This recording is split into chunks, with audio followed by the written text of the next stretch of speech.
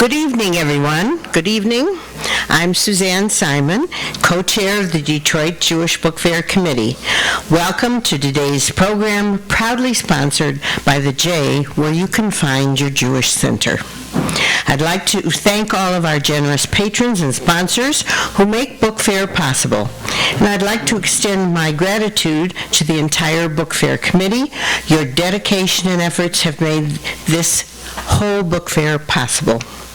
This evening is brought to you by the support of Book Fair publishers and Pillars of Light, Elaine and Michael Serling, bronze book sponsor ORT, America, Michigan region, and thanks to all of our donors, Book Fair is able to present most of its programs free of charge. And I invite everyone here to become a patron or sponsor of the Detroit Jewish Book Fair, the oldest of its kind in the country, and help us bring programs like this to the J and throughout Metro Detroit. Please visit the culture and education pages of thejddetroit.org. It is now my great pleasure to introduce tonight's special guest. Adam Nimoy is a graduate of UC Berkeley and Loyola Law School. He began work in the entertainment industry as an attorney in entertainment law, specializing in music and music publishing. Nimoy was a business affairs executive before becoming a TV director. His credits include episodes of NYPD Blue, Nash Bridges, The Practice, Ally McBeal, Gilmore Girls, Star Trek, The Next Generation, Babylon 5, The Outer Limits, for which he directed his father in the episode I, Robot, and Sliders. He also directed the critically acclaimed film about his father, For the Love of Spock. At this time, please silence all your cell phones and turn off any devices that light up or make noise, and join me in welcoming Adam Nimoy.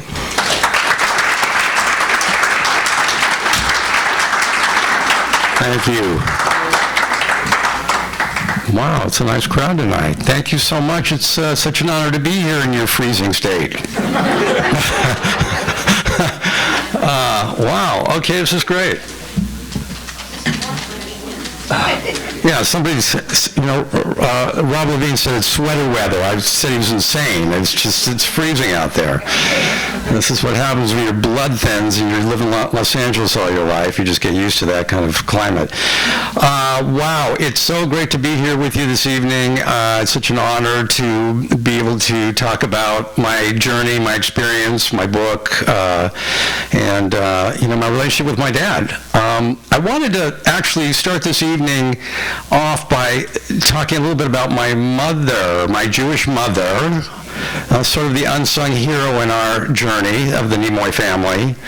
I'm going to be with you for I'm going to talk for roughly 30, 40 minutes, and we'll open it up for Q&A. I have you guys for about an hour, and hopefully we'll keep you entertained during that period. It was a crazy story. It's a crazy ride that happened to us.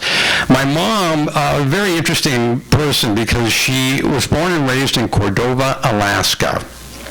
Cordova, Alaska, yeah. A fishing village on the south coast of Alaska, when it was still a territory, actually. My grandfather had emigrated from Russia looking for his fortune and ended up, he was a very adventurous kind of guy, ended up in this village in Alaska, and then he was visiting in, I think it was either Seattle or Vancouver, where he met my grandmother and then dragged her back to Cordova.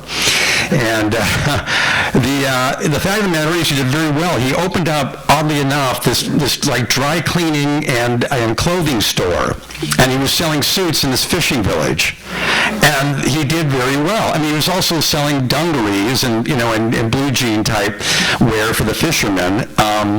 But I have all these incredible photos of the family, and they're all dressed up in their Sunday best. My grandfather's wearing a suit, and my grandmother's got these beautiful dresses on, and they're and my mother and her younger sister have these gorgeous dresses on, and they're in the middle of nowhere. They look like they're going to go through a walk through New York City, but they're in the middle of nowhere. It's the weirdest kind of combination. And I think it was a pretty idyllic upbringing for my mom. She was very happy there. But when she got to the high school level, they sort of ran out of teachers, and she first moved to Bellingham, Washington, and then finished up in Los Angeles. She went to LA High School to finish up her education there, and then went to USC. She also was kind of an aspiring actress early on, and in fact met my father backstage in the theater in Hollywood. I think he was doing It's Hard to Be a Jew, this Yiddish theater Maurice Schwartz production that my dad was in, and then very shortly thereafter they got married in 1954. My sister came along in 55, and I showed up in 1956. And then for the next 10 years it was a struggle, because Star Trek premiered in 66, so for a good solid decade my dad was supporting a family of 4, and it was not easy. He really had to hustle and a number of odd jobs to keep us afloat. The interesting thing was that, and this was confirmed later on by friends and family members, my mother never wavered in her support of my father. Never. As crazy as it was for him to be pursuing this career as an actor, and as challenging as it was for them, she never ever questioned what he was doing. Then, the 60s came along, and Star Trek came along, and my mother transitioned beautifully from this sort of 50s, style housewife. I mean, she really had this Jackie Kennedy look, thing going on. But then, during the Trek years and the 60s, my mother kind of transformed herself into what I like to call flower power priestess and wife of Spock. Because she was just groovy. She was really a groovy person. She wore these cool clothes and had this great fall, this wig that I just loved, and rose-colored glasses, and we had flowers everywhere, and they were dead, dried flowers, and stickers for the refrigerator. I mean, she was like a flower child. She was like a hippie. She was so cool. She loved rock and roll. She loved jazz. She took us to see the Cream Farewell concert at the Englewood Forum in 1968. I mean, I was 12. It blew my mind. And we were sitting like in the 10th row in front of Eric Clapton. I mean, my mother engineered this whole thing. She was just a very cool, groovy person. And she was just great with my dad. I mean, they traveled everywhere, and she helped him with scripts. She would read lines with him at night so he could memorize his dialogue. And she threw great parties, colorful parties with great people and great food. And she was just a very colorful person. And there was nothing Hollywood about my mother. She was a genuine, loving, kind person with an open house policy if somebody needed to stay there. Sleepovers were at a moment's notice were A-okay with her. She was the loving, supportive, tender, affectionate parent that my sister and I needed, because my dad that was not his thing. And I'll talk to you more about that. But when my parents divorced in 1986, after 32 years of marriage, my mother crashed. And it was pretty disappointing and difficult for my sister and I, because for the next 25 years we had to take care of our mother. She had lost herself, and it was disturbing to me. It was really, really challenging for us that this is what she had chosen for the end of her life. And the last 5 years of her life, she ended up really pretty much in bed, drinking coffee, reading newspapers, magazines, and books, eating chocolates, and popping pills. So I'm going to read you a little bit I'm going to read a couple of very short passages from the book. And this one is from a chapter entitled, You'll Love My Mother. My phone started ringing. It was my mother. I wasn't in the mood, so I let it go to voicemail. A minute later, she sent her usual follow-up text message. Adam, I left you a voice message. Will you listen to it, please? Adam, honey, hello. I thought you said you were coming over to get your boxes out of the back. I need that space to store some things to make room for the new furniture I bought. Are you still coming over? It would be nice to see you. You know how I count on it when you say you're going to be here. I know you're very busy, but it shouldn't be such a problem for you to take a few minutes to come over and see me. I did go through 6 hours of labor to bring you into the world. Well, okay, goodbye, dear. This is your mother, in case you didn't know.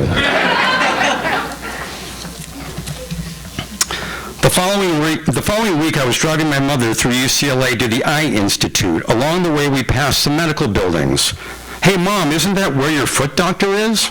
My mother had been having some trouble walking. She'd gone to several foot specialists, but no one could find anything wrong. Yes, but I don't see him anymore. Why not?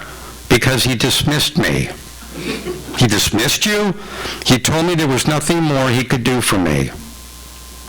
At the eye clinic, we were led into an exam room where we waited for the doctor. She'd already seen this guy about her double vision problem. He told me over the phone he was recommending surgery, which made my mother extremely happy. The doctor walked in. He must have been 6'5". 6'5" and as welcoming as a lox.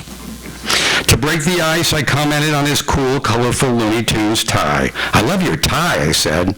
"It's for the kids I have as patients."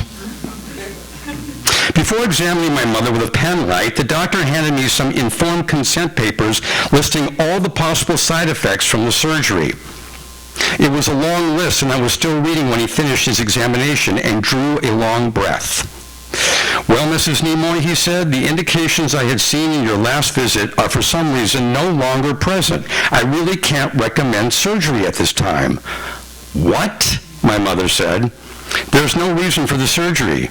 I know you're disappointed," he continued. "I can't really explain it, but you don't have the crossing of the eyes that I thought you had during your last exam." Mom looked confused. "It is possible that your double vision may be caused by some rare blood disorder." Mom suddenly brightened. The doctor sent us down the hall so that they could draw a blood sample, which in 2 days' time would come back negative. I took my mother home and made sure she was comfortably back in bed. "Adam, when you read that list of possible causes of my condition, was there anything dire on there?" "Dire?" No, Mom. It wasn't a list of causes. It was a list of possible side effects from the surgery, and there were a whole bunch of them. I'm glad he called it off because knowing you, the side effects would have outweighed the benefits, and you'd be more miserable after the surgery than you are now. So no, Booby, sorry, nothing dire. You're probably not going to die from your double vision. Can I get you a cup of coffee, some chocolates perhaps?"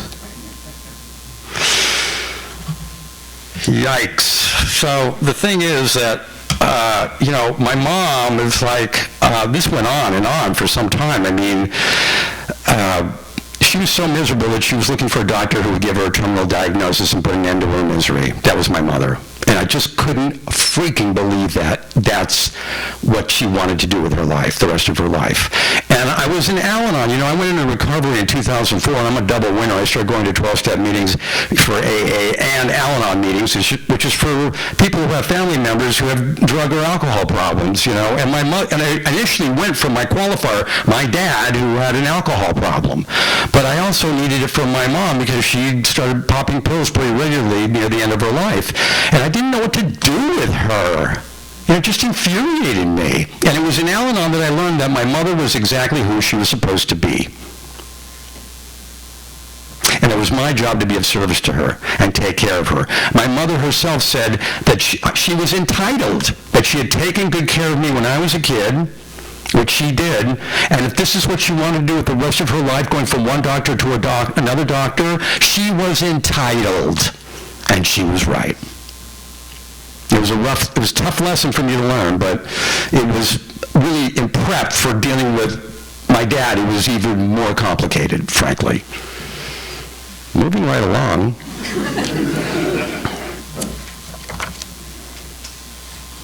I wanted to say that, that somebody was mentioned to me recently that my book is really a combination of Judaism, recovery, and Star Trek.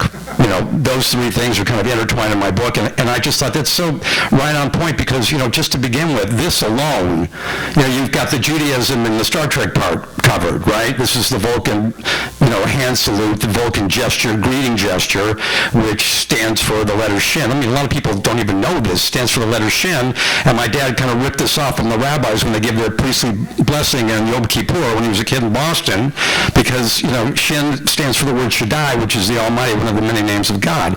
I mean, it's that and the fact that Leonard Nimoy and Bill Shatner are both Jewish boys traveling around the universe, making trouble throughout the universe, two Jewish boys lost in outer space. And there's other, parts of recovery which has to do with my grandparents, which I'm going to talk a little bit more in this excerpt I'm going to read you. My grandparents were really a part of yet another Jewish diaspora. They were Russian immigrants. I mean, they were from Ukraine, but they considered themselves Russian, and they left because of pogroms. In the early 20s, there was a big surge of Eastern European and Russian, Jewish immigrants. My grandparents were one of them. So, and there's more that gets bound up with Judaism in this book that we'll talk about as I go on. So let's talk a little bit about Leonard.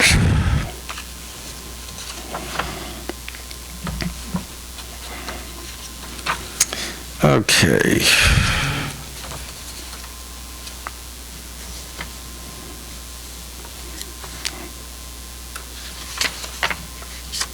I had so much trouble bonding with Dad when I was a kid. There was always an emptiness between us.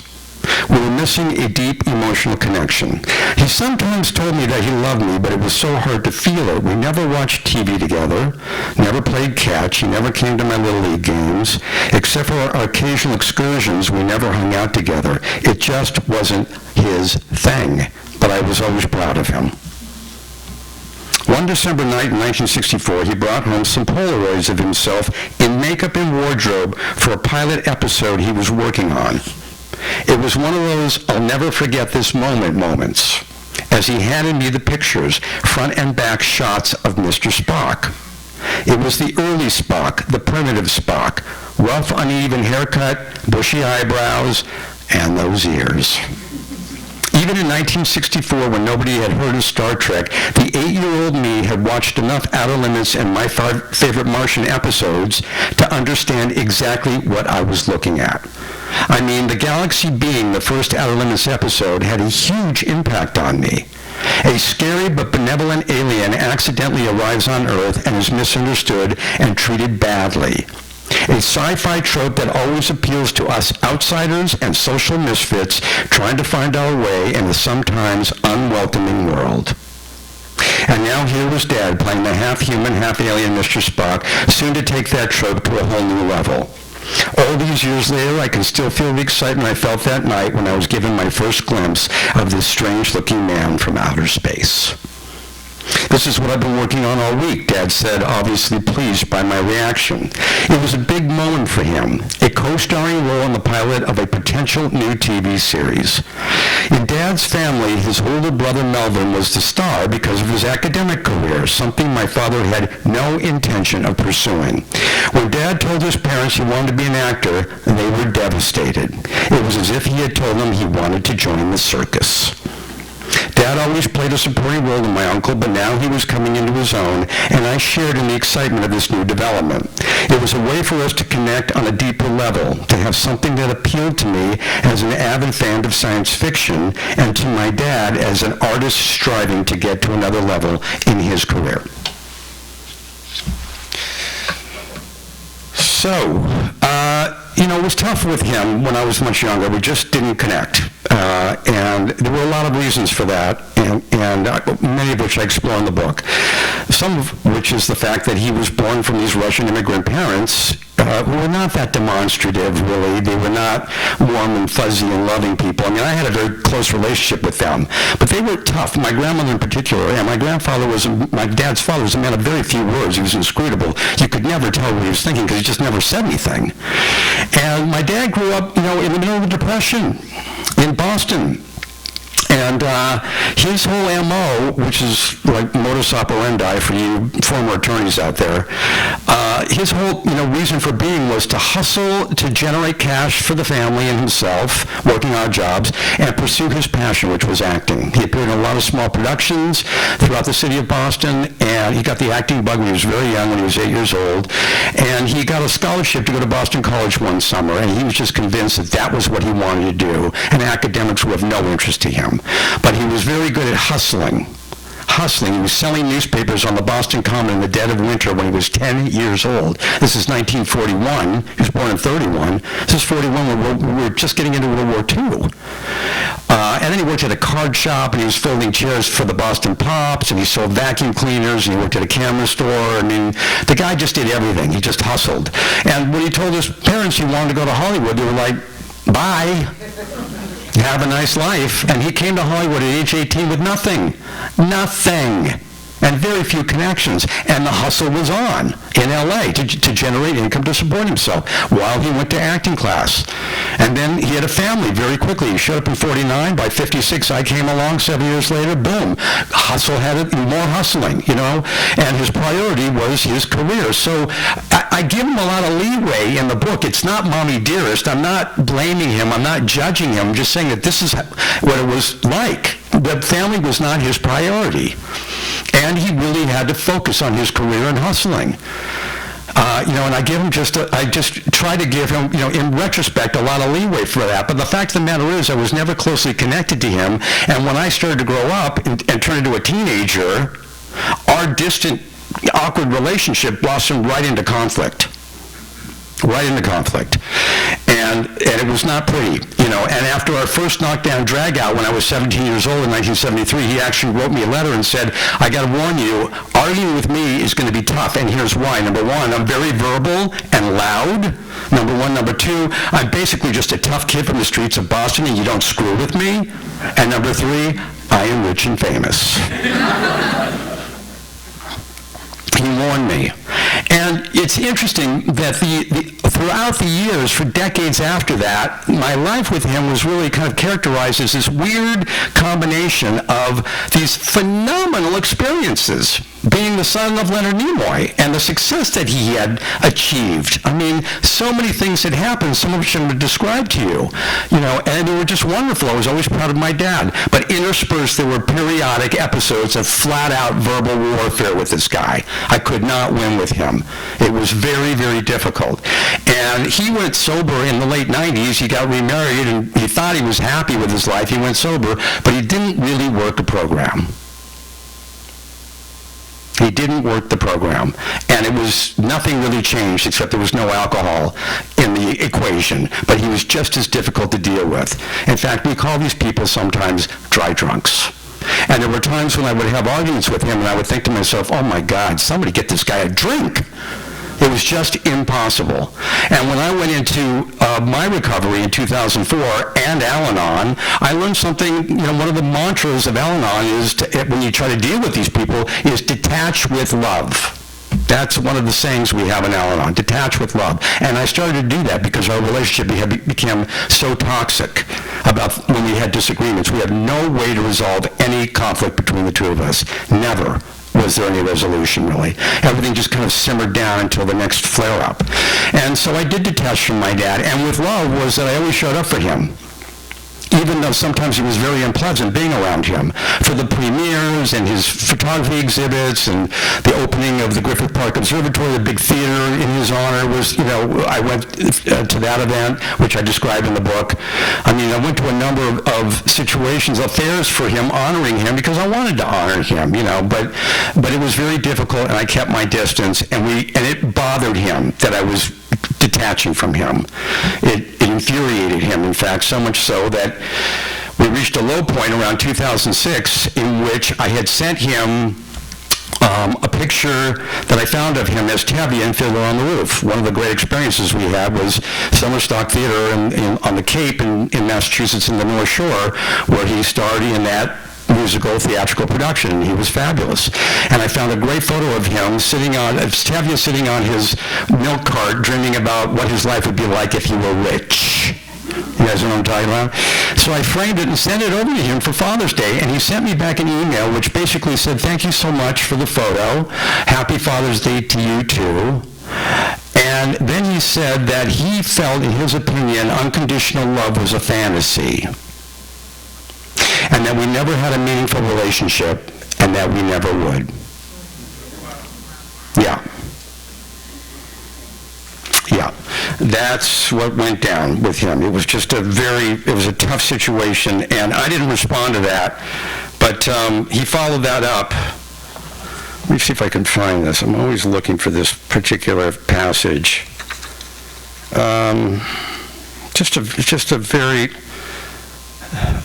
very rough situation with him. Okay, hold on a second. Let me see if I can find this. Some months later, here it is.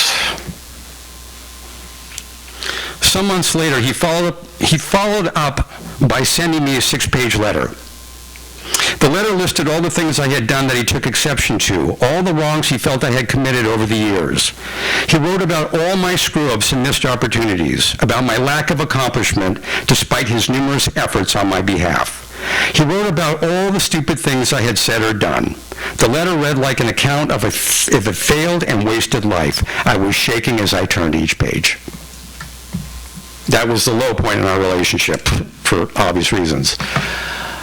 You know, the fact of the matter is, I had some perspective on this, and it was very devastating for me that this happened, but I knew I wasn't alone, and I knew that this was something that was intergenerational. I mean, there's this whole thing about intergenerational trauma and dysfunction, and we had it, and we've had it for 4,000 freaking years. And I talk about the fact of Abraham's relationship with his son Isaac.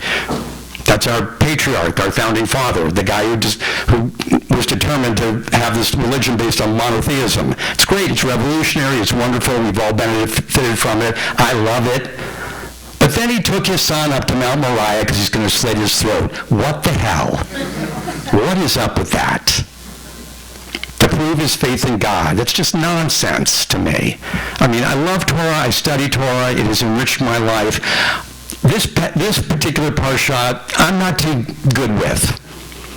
But this is the whole point, is that we've been dealing with this for 4,000 years. And the issue is, the question is, what do you do with it? How do you make sense out of it? Okay, I want to switch gears here for a second. How am I doing? Not too bad.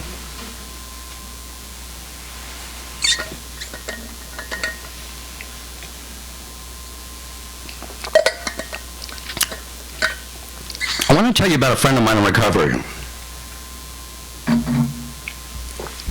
Her name is Christy, and she gave me permission to tell you her story.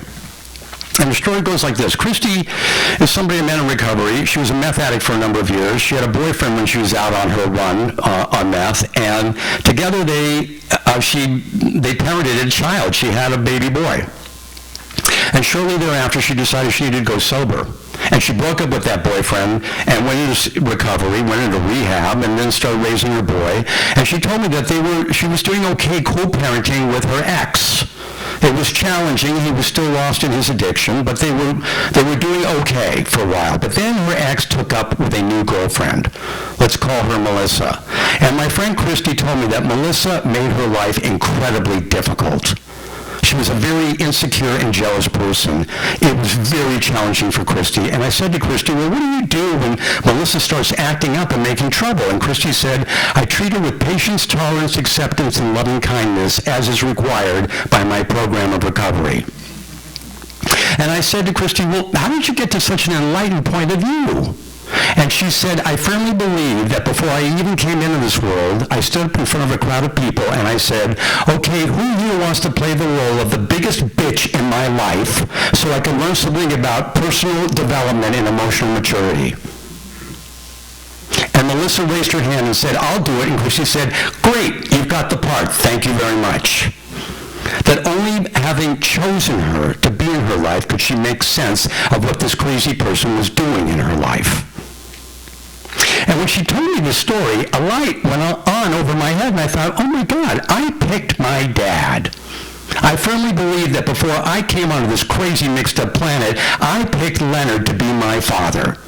But it wasn't for these altruistic motives to experience some personal growth and emotional maturity. No. I picked him because I wanted to have an extraordinary life, and he delivered that to me in spades. I picked my dad because I wanted to be the son of Leonard Nimoy and all that came along with it. All of a sudden our lives changed when I was 10 years old. It was the paparazzi and the Christmas parade and going to screenings and premieres, and it was just meeting great people. It was just a completely new life. I mean, I picked my dad because in 1971, after he finished his 2 years on Mission Impossible, I got to drop out of middle school for 2 months so we could go to the south of Spain and I could watch my dad make a Western with Yul Brynner. And that summer, I really wanted to follow him around while he was in that musical production of Fiddler on the Roof, because it was fabulous and he was amazing. It was night after night of packed houses and standing ovations. It was amazing. I picked my dad because in the summer of '77, while I was working in Washington, D.C. on Capitol Hill, an internship for a guy named Tip O'Neill, House Speaker, a job my father helped me procure. Every other weekend I'd fly into New York to watch my dad star in Equus on Broadway at the Helen Hayes Theater, and he was amazing. He was mind-blowing. And the following year, I picked my dad because I wanted to have the experience of going to classes at UC Berkeley during the day. In the afternoon, I would finish my classes, get in my car, and drive over to San Francisco to watch Phil Kaufman direct his version of Invasion of the Body Snatchers, starring Donald Sutherland, Jeff Goldblum, and Leonard Nimoy. That's just in the 70s. That's why I picked my dad. And I knew before I came onto this planet that Leonard was going to be trouble. I knew that. But I really thought that I could take him on. I had that much self-confidence, that I could go toe-to-toe with my dad, that I could handle my dad. I believed that even though he was adored and loved by millions of fans all over the world, I could be the guy to tell my dad when I thought he was wrong. And on that score, I was wrong, like 1,000% wrong. Because the more determined I became to show my father, to prove to my father the error of his ways, the more determined he became to crush me. Hence the 6-page letter. What's a Jewish boy to do? What do you do? What do you do? I didn't know until I got into recovery. I had no clue what to do with this guy until I got into recovery, and I learned some recovery tools. And those tools look like this. Stop reacting to stuff. I'm an addict, and when people piss me off, my first impulse is not this, it's this. You know what I'm saying? And I need the tools of recovery to get me to calm down and get some control over my brain before my hand starts writing and my mouth starts moving. We have little mantras in AA, and I love them all. They're things like, pause when agitated, count to 10, count to 20, restrain a pen and tongue, let go and let God, contrary action, and my all-time favorite, don't just do something, sit there. And because of all that, I just let it go. I let him just write his letter. My first impulse was to write him a 10-page letter with all of his character defects. This guy had taken my inventory. We don't do that. We take our own inventory in 12-step recovery. But since he took mine, I'm going to return the favor and take his. Because I've got his number too. That's what my dad used to say. I've got your number. But I didn't do it.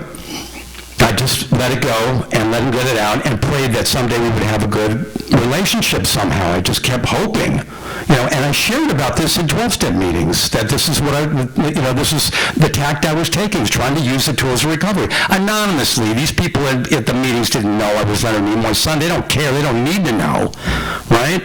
And a lot of my brothers and sisters in recovery said, you're doing great. This is what a life in recovery is supposed to look like. This is great. But not my friend Chris. No. Chris said, not good enough. No way. Your father has presented you with an incredible opportunity. You should practice steps 8 and 9 on your own, take the letter, go to your dad, and make an amends for everything in that letter.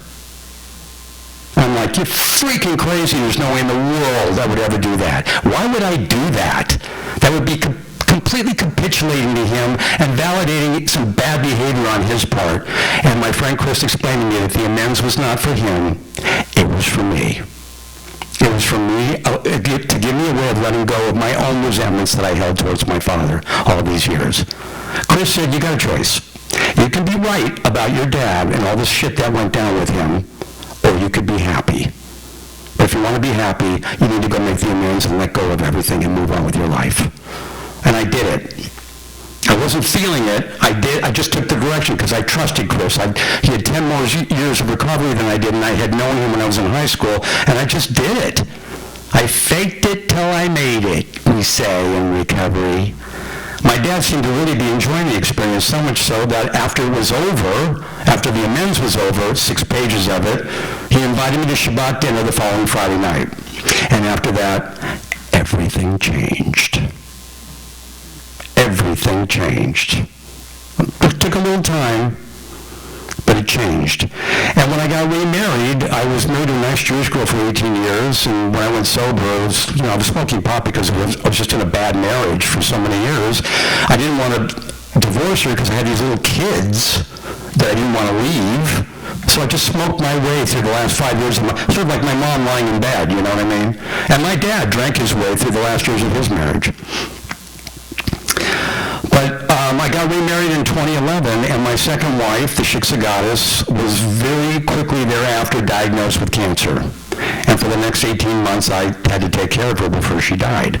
And my go-to guy throughout the entire period was no one other than my father.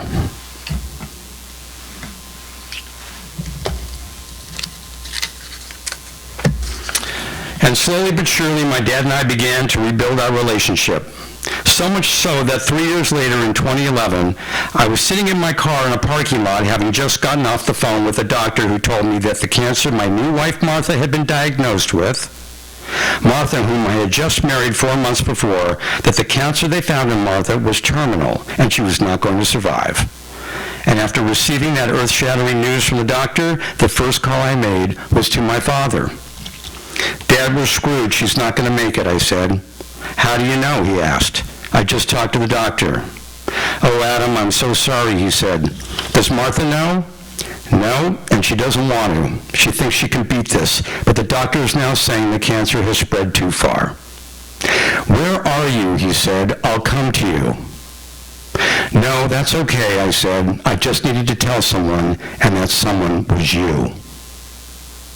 That conversation was unthinkable just a few years before. Unthinkable.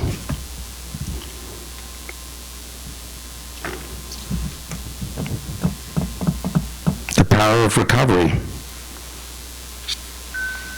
It worked. We got lucky. It worked. And for the last 70 years of my father's life, I was very close to him. And I was just lucky and grateful. And when he passed away, it was like, thank God, no regrets. Thank God we figured it out. I mean, I really enjoyed his company, and he mine. And to his credit, he was willing to let go of his own resentment when I made that amends, and that was really a critical part of the equation. Okay. Woof. That's a lot, I know. How are we on time? Almost perfect. 7:37. They told me I had till 7:40. Comments, questions? Yes. Do you have any relationship with Gene Roddenberry, or what was your relationship during the Star Trek years? My relationship with Gene Roddenberry was pretty much nil. I was too young. I didn't know him well. I had a couple of interactions with him. Yeah, my father had a lot of trouble with Gene. My father was a very strong-willed individual, and there were some things that happened with him that were very challenging for my dad. There was a lot of conflict there over the years. I mean, my dad was indebted to Gene for creating the character, but there was estrangement between the two of them, and I was just a part of that. We didn't socialize with the Roddenberrys, so no. Hi. Let me bring you a mic. A mic. My kingdom for a mic. What caused the sudden depression or appearance of depression of your mother? Was it the divorce? Well, yeah, it was divorce, and it kind of ran in the family, and yeah, I think the divorce just really crushed her. My mom, I don't think it's not atypical for these housewives of the 50s to just give up all of their own aspirations to raise the family while their husband's out, bringing home the bread. I mean, my mother wasn't the only one who was doing that, who was just raising the kids, a full-time freaking job, really. I mean, as I know from raising my own kids. So, she just got so bound up in his personality and just slowly, in his career, his life, and just over time, slowly but surely, she just started to fade away and just, became just kind of an appendage to him, to support him and to help, just to be there for him. And she didn't have her own aspirations anymore. All the stuff that she used to do, she was throwing pottery for a while and collecting art and going to exhibits and doing a lot of things on her own. She had her own life. She was a very independent woman, but it just all changed over time. And she just seemed to lose herself, I guess. And there was some, I think, depression probably in the family. She was taking a lot of medication for depression. I mean, she had several doctors over-prescribing stuff to her, and that did not help the situation. I mean, that's the same thing that happened with my dad. The conflict was exacerbated by his alcoholism and my pot smoking. I was just a daily pot smoker, and it just made matters worse, and I think she just went down a rabbit hole. I mean, I actually had to put a list together of all her meds because my brother-in-law from my first marriage was a geriatric psychiatrist, and he said, I want to know what your mother's on. And I gave a whole list of meds. He said, a lot of this stuff is just duplicative. You got to start cutting this stuff. She's over-medicating herself. And there's a couple of occasions, some of which I discuss in the book, where she shows up to a family, gathering, like Mother's Day, and she's stoned. And I just couldn't believe it. And it was, that's me. I thought I could hide it better than her. When I was high, and maybe I was just deluding myself. But there were a couple of occasions where I was like, Mom, do I have to take you home? No, I couldn't sleep last night. I'll be okay. But it's so sad, But the fact of the matter is she was a loving person. And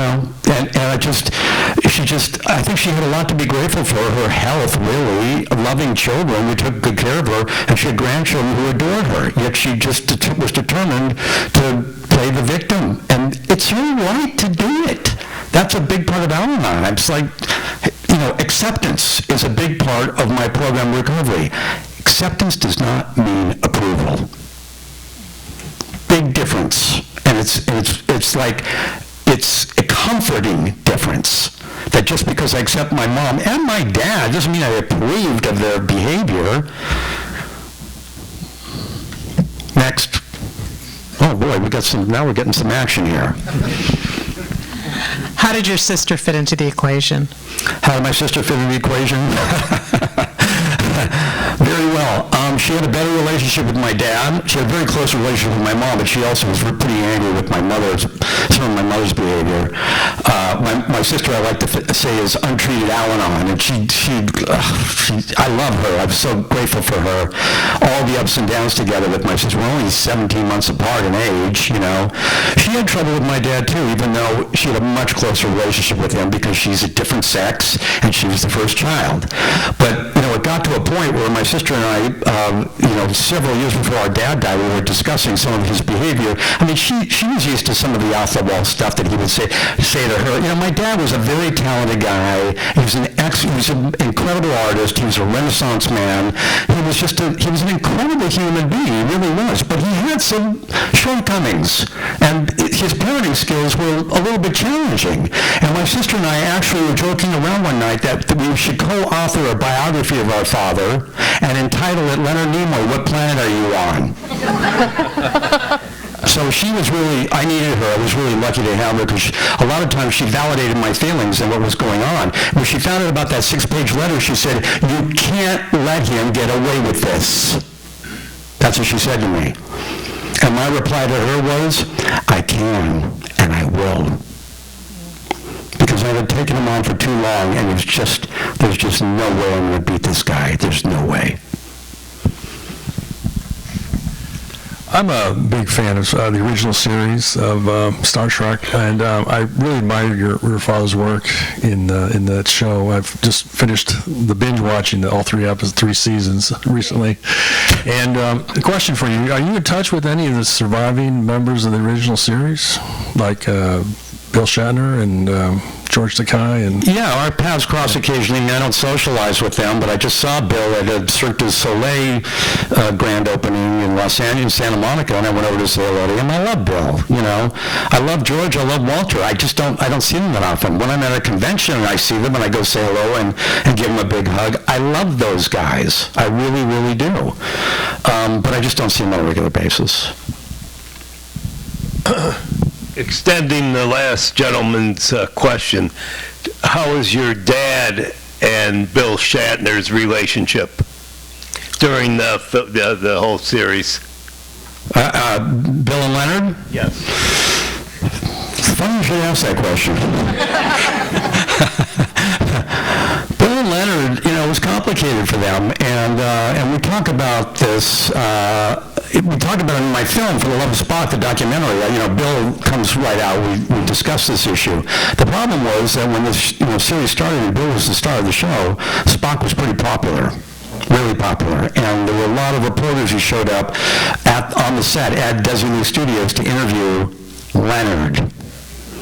And when there was an incident one day when there was a reporter there in the makeup trailer, where everybody got made up and Bill was in there and the reporter was there for Leonard. Bill got pissed off and there was some conflict with my dad. There's a lot of conflict. I mean, these are two strong-willed Jewish boys. They're 4 days apart in age and they're, big egos and they clash quite a bit. And then, this went on for years. I mean, their paths would cross at conventions and whatnot, and my dad just didn't get along with Bill. There was a period of time where they found each other, and I talk about this in the book. And it was lovely. My dad announces to my sister and I, Bill Shatner is my best friend. And we're like, what? And he said, yeah, Bill Shatner's my best friend. What's wrong with that? What's wrong with that? You've been complaining about him for 40 years. What is up with that? But the fact of the matter is they had a close and loving relationship for a few years there during a critical period in Bill's life because that's when his wife, Noreen, died, tragically, an alcoholic.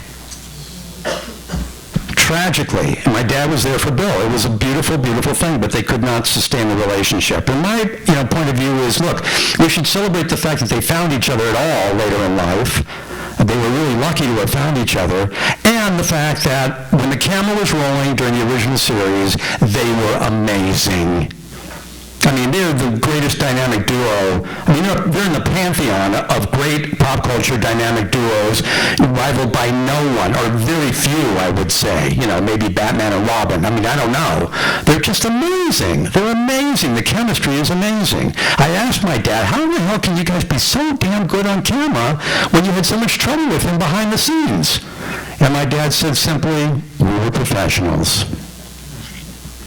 Next question, please. Oh, yeah, I'm going away from Star Trek a little bit, but I'm curious what drew you to the law. You said you studied. Oh, what drew me to study law? As opposed to being an actor.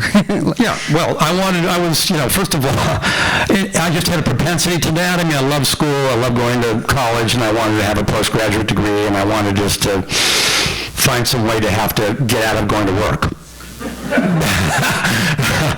That was a part of it. I just wanted to stay in academia. I was having so much fun, and I really thought it was something I wanted to do from a very early age. From high school, I knew I was going to law school. And quite frankly, I wanted to do something that Leonard Nimoy could not do. That's a good argument. I could argue with him. It still didn't work. My debating skills were of no use to me whatsoever. I really wanted to, kind of create my own path. I had my own ambition. I had passion for what I was doing. I had goals in my life to achieve, just like him.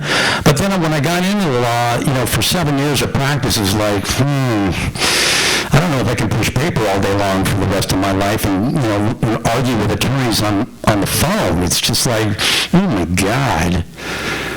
These contracts, I was doing recording contracts and I did a lot of work in publishing music, the music industry. It's just like, oh my God, I don't know if I could do this for decades. And then I went to an acting, while I was in between jobs, I was invited by Jeff Corey, my dad's old acting teacher, to go to a class. He was semi-retired. He was teaching out in Malibu. And he said, I saw him at a Hanukkah party at my mother. He said, why don't you come out and see what we're doing? And I'm like, okay, maybe. And Jeff was one of these guys like, don't give me that crap. Either you're coming or you're not. Okay, fine. Yeah, Jeff, I'm coming. Okay, whatever. And on a Tuesday morning, I got in my car and drove out to Point Doom in Malibu. And that class blew my mind. And I just thought, holy shit. I'm in the wrong profession. This is so good. And I was in that acting class for almost 2 years. Not because I wanted to become an actor. God, no. One in the family is more than enough. I wanted to become a director, but I wanted to know how to work with actors. And that was invaluable. And that was one of my strengths, being in the TV directing business, was I knew how to collaborate with actors. And the number one complaint I heard from them in TV was, no one talks to us. Because of one or two reasons. Either they don't know what to say to the actors, or we're just moving too damn fast and there's just no time. It's like us Jewish boys, we just want to do anything other than what our fathers do, and in the end, we just want to be like our old men, just want to be just like them. Next question. Your dad was your dad for about 10 years before he became an international celebrity. Do you think his becoming an international celebrity changed who he was as a person and changed your relationship with him? No, I think it's a good question, but no, I think our relationship was the same, only made worse by the fact that I couldn't even spend any time with him out in public because we were mobbed immediately. And this shocked the two of us, frankly. I mean, we went to a carnival at St. Timothy's Church in the west side of L.A., and within minutes, it was mayhem. It was freaking crazy. And he was like, Adam, we got to go. Yeah, we got to go. But, it was a relief to me because I just couldn't, I didn't feel comfortable with the guy to begin with. Did it change him? No. That's the beauty of Leonard Nimoy. All the fanfare, all the paparazzi and the red carpets, all the, accolades, it's great. The fame, the fortune, it's great. Leonard Nimoy never forgot where he came from. Never. And that's why in 2013 I said to my dad, I'm going to hire a camera crew, we're going to Boston, we're going to walk through that town, and you're going to tell me everything that happened to you growing up there. I want to hear all the stories of what your life was like there. And it was a great book, and it was another way for me to honor him. Guy never left the west end of Boston. But my uncle used to say, you can take the boy out of Boston, you cannot take Boston out of the boy. We've got 4 more questions. 4 more? So, do you have kids? And if so, what are your relationship with your son? My son? What a great question, thank you. It's a freaking nightmare is what he is.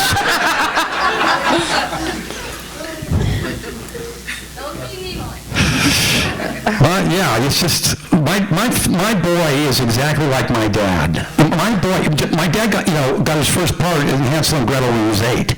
Well, I bought my son Jonah his first drum kit when he was 8. And then it was all over. He was just, all over that kit.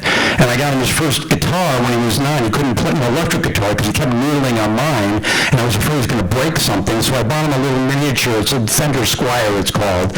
And he couldn't play it until he was 11 because his fingers weren't long enough. But he was really good on drums, and by the time he turned 11, he was shredding on that instrument within months. Shredding, meaning like he was just amazing.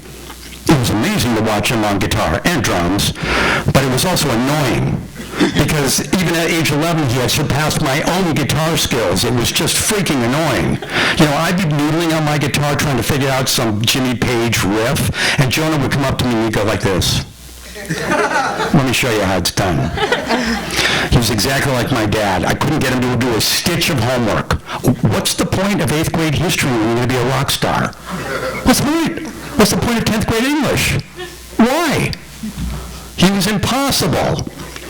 Thankfully, he got picked up 7 years ago by a small punk band out of Orange County, California called The Offspring, and he's been traveling the world with those guys ever since. Wow. Yeah, it's freaking crazy. I mean, I was a fan of those guys in '94 when they hit it big. They were all over the airwaves on alternative radio. The Offspring, they had a dozen hits. Jonah was 2.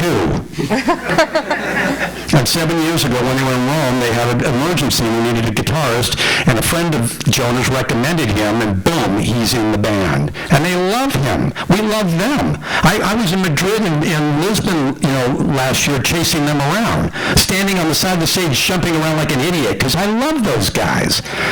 He's amazing. And there was a moment where my dad actually said to Jonah, you are a true artist, because he could recognize himself in Jonah in a way that his own parents couldn't see in him. It was a really beautiful experience. And my daughter, coincidentally, is vice president of production. She was at Paramount Television Studios. It doesn't exist anymore. She moved over to CBS. She's an executive at Paramount. That's where Leonard made his name. It's amazing. So, just wondering, have you had any stories of when people who have heard your last name and made assumptions about about who you are and about having seen the name Nimoy, and everyone assumes you're like a copy of your father or something? Well, what happens is when they find out my name, they start waxing eloquently about how wonderful Leonard Nimoy is, which is really wonderful, except when I was having trouble with him. I mean, I published a memoir in 08, and this happens all the time. I'd have one of these horrible knockdown, drag-out fights with him, and then I go to the cleaners to get my laundry, and I tell the guy my last name, and say, Leonard Nimoy, oh, your dad is amazing. I love your dad. You saved my life. You must be the best father. I can't tell you what he meant to me when I was in college. I don't even think I could have survived without Star Trek and Mr. Spock. I mean, you just must, you're so lucky. You must just be, dude, get me my shirts. That's what it was like. Yeah. I think of so many families that have estrangements. Well, every family has estrangements. And there's not addiction in the family, so they're very unfamiliar with AA models, recovery models, and so they stay more estranged because they don't have this toolkit that you seem to have. So what do you think, or are you ever approached by families with estrangements who just don't know what to do, and what do you recommend? They have no tools like you do. That's a great question. I love that. Well, here's what I have to say about that. You don't have to be an alcoholic or addict to be in recovery. Hello. Everybody's recovering from something. Everybody.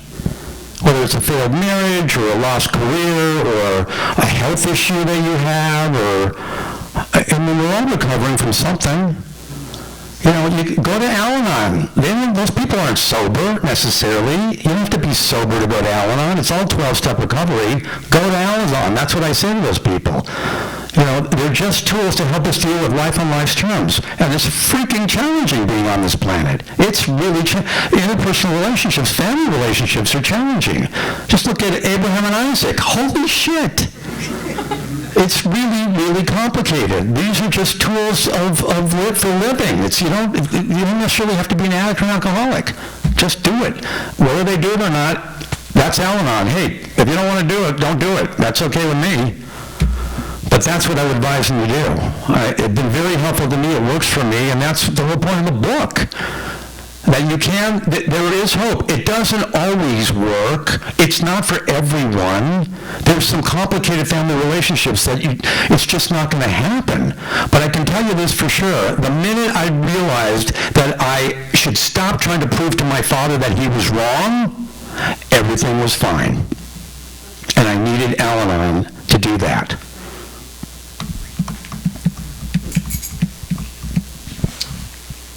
Oh, I'm getting that.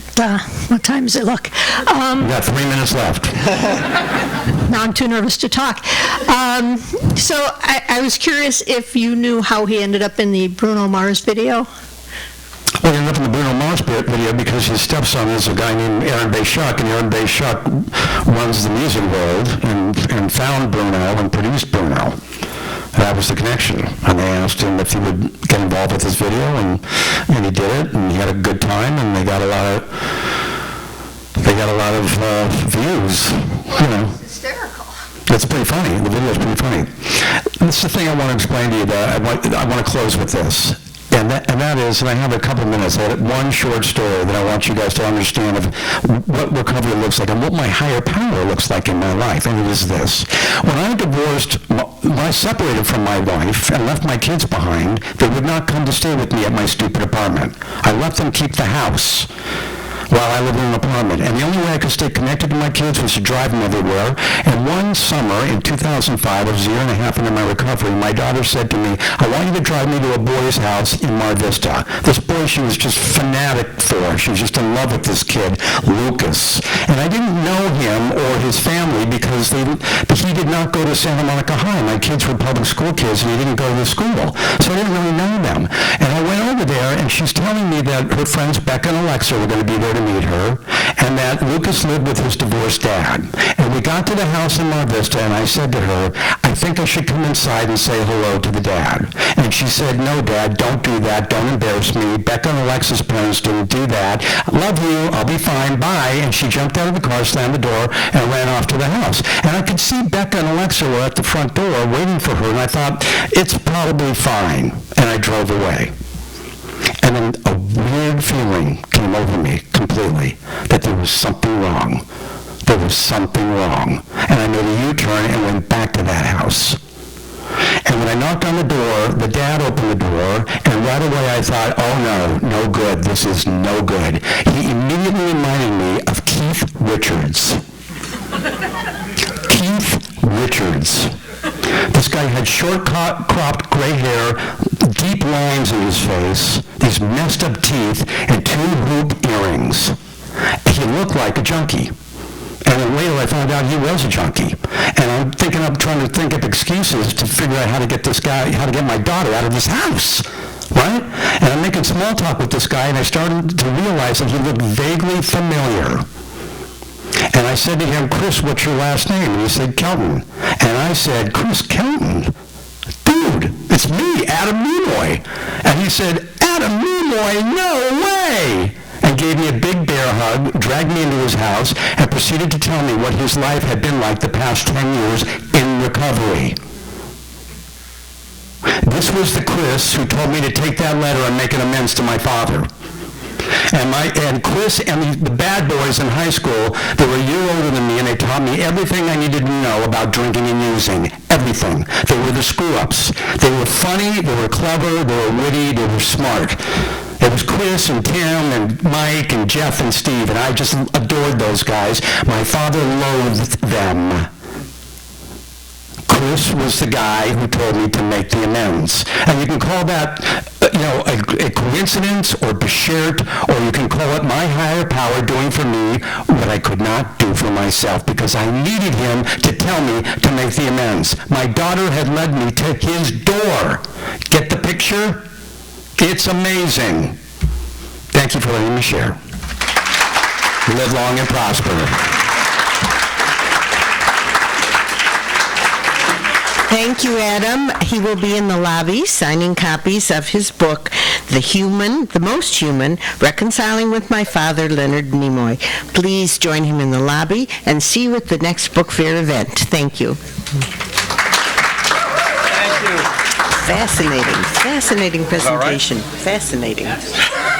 When you first started, I said, what are we in for? Fascinating. A crazy ride.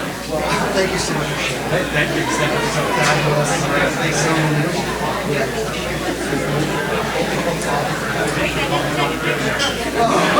much.